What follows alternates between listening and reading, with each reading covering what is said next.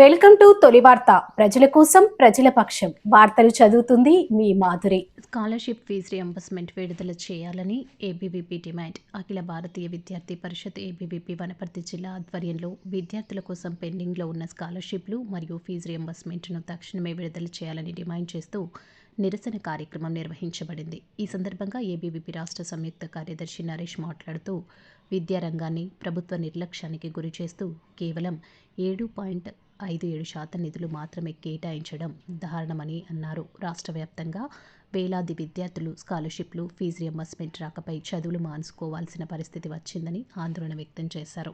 విద్యారంగానికి కనీసం 15% నిధులు కేటాయించాలి అని ఏబీవీపీ ప్రధాన డిమాండ్గా చేపట్టారు.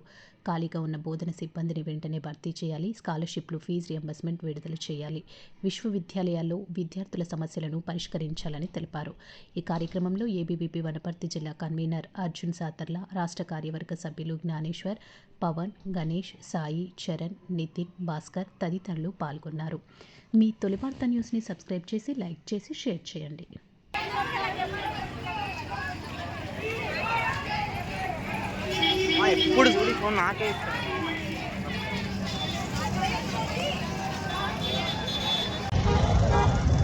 నమస్కారం.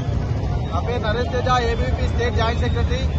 ఏదైతే తెలంగాణ రాష్ట్రంలో చూసుకున్నట్టయితే గత అసెంబ్లీ ఎన్నికల ప్రచార నేపథ్యంలో పీసీసీ హోదాలో ఉన్న రేవంత్ రెడ్డి అప్పుడు విద్యార్థులకు మేము అధికారంలోకి వస్తే స్కాలర్షిప్లు సకాలంలో అందిస్తామని, ట్రాన్స్పోర్టింగ్ ఛార్జీలు పెంచుతామని, విద్యార్థులకు ఏదైతే రావాల్సిన స్కాలర్షిప్లు పెంచుతాం, మేము తప్పకుండా ఇస్తామని అధికారంలోకి రావడం జరిగింది రేవంత్ రెడ్డి.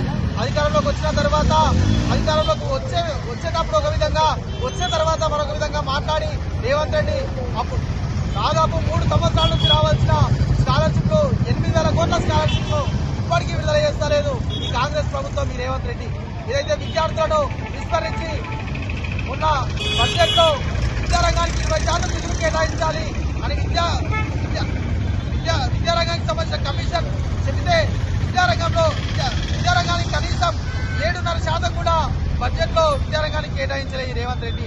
ఏదైతే రేవంత్ రెడ్డి విద్యార్థుల మీద అయితే చిన్న చూపు చూస్తూ ఉన్నాడో ఈ పద్ధతులు మార్చుకోవాలి రేవంత్ రెడ్డి. కానీ ఈ రోజు వనపర్తి నుంచి బహిరంగంగా ఈ రేవంత్ రెడ్డికి హెచ్చరిస్తా ఉన్నాం.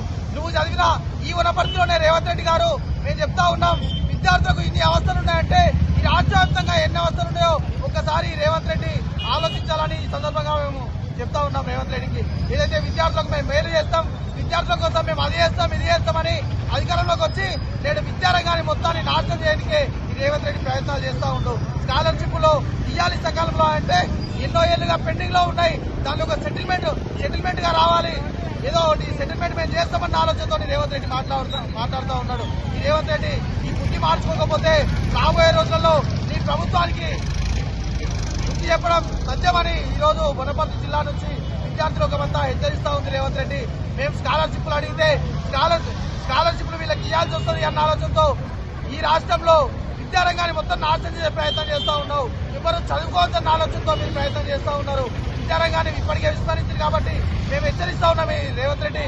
ఈ వనపర్తి గడ్డ నుంచి రాబోయే రోజులలో ఈ స్కాలర్షిప్ ఫీజు రియంబర్స్మెంట్ విడుదల చేయకపోతే పెద్ద ఎత్తున విద్యార్థులకంతా ఏకమై నేను గడ్డ తిప్పనికే వెనకాడికి వేయాలని ఈ రోజు ఏబీవీపీ విద్యార్థులకు ప్రశ్నిస్తా ఉంది.